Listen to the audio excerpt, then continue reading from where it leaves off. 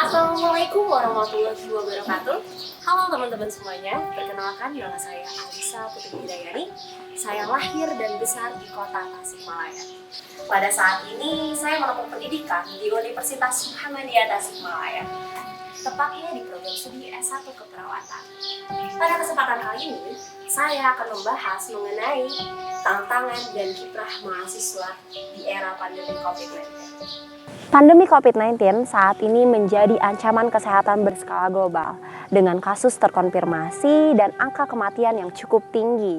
Di Indonesia sendiri, kasus pertama terkonfirmasi itu pada hari Senin tanggal 2 Maret tahun 2020. Resiko yang ditimbulkan oleh pandemi COVID-19 tidak hanya berpengaruh pada aspek kesehatan saja, tetapi juga berpengaruh di berbagai lini kehidupan, dan salah satunya yaitu dalam dunia pendidikan. Dunia pendidikan menjadi salah satu pihak yang terdampak oleh pandemi COVID-19. Tentunya akan dampak ini menghasilkan tantangan-tantangan dan masalah yang ada. Kita sebagai mahasiswa, agent of change yang tentunya berperan dan merasakan atas tantangan ini tentunya memiliki kewajiban untuk menyelesaikan masalah dan tantangan yang ada.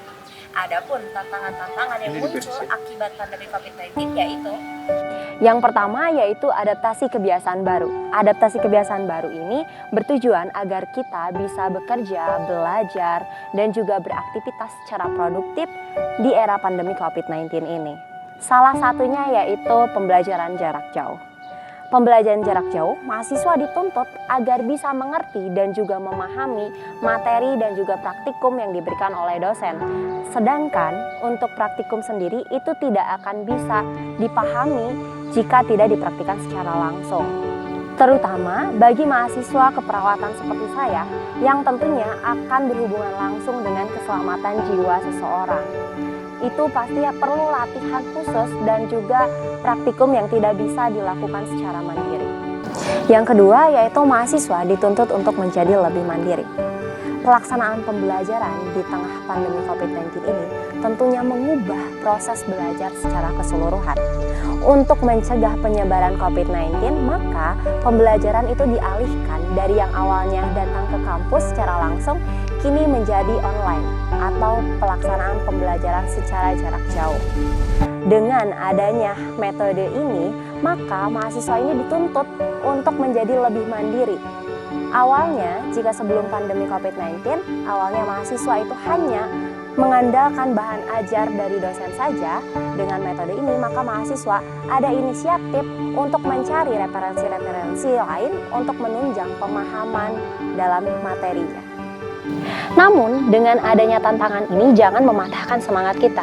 Justru kita jadikan tantangan ini sebagai peluang untuk kita berinovasi, berkarya, berkreativitas, dan juga berkontribusi dalam penyelesaian masalah dan juga tantangan yang ada akibat pandemi COVID-19 ini.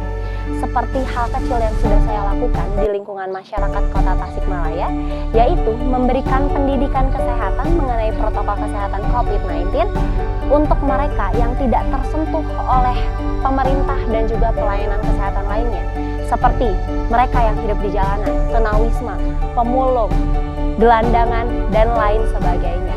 Maka dengan itu saya memberikan mereka pendidikan kesehatan dan juga memberikan bahan untuk mereka mengimplementasikan pendidikan kesehatan yang sudah saya berikan.